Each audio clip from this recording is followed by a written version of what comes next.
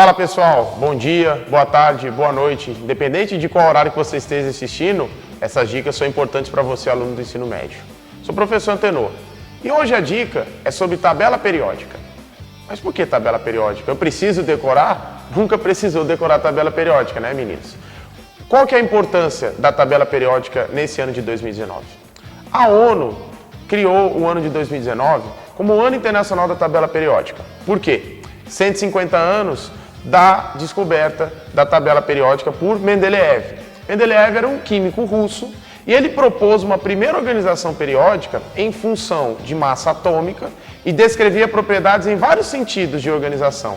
Linhas diagonais, horizontais, verticais, e é uma tabela que se assemelha muito à nossa tabela periódica de hoje. Mendeleev descreve propriedades periódicas para esses elementos em função das massas e também prevê alguns espaços vazios na sua organização periódica. Ou seja, elementos que ainda seriam descobertos já teriam sua posição segundo a organização de Mendeleev. Na época, ali no século XIX, com todos os acontecimentos que estavam ocorrendo no mundo, essa foi uma organização periódica muito bem aceita. Então Mendeleev ganha um destaque muito grande. Ele é chamado por alguns de pai da química, até contrário a Lavoisier. Se bem que a tabela periódica atual não é em função de massa atômica, e sim em função de número atômico. O primeiro a descrever essa relação é Moseley, no início do século XX. Moseley faz um estudo a partir do núcleo dos elementos, onde ele verifica que, quando muda-se o número de prótons, muda-se o elemento químico. Então, ele começa a organizar sua tabela periódica com propriedades em função do número atômico, que é a nossa tabela de hoje. Hidrogênio tem número atômico 1, hélio tem número atômico 2, lítio tem número atômico 3, e assim até o número atômico de 118.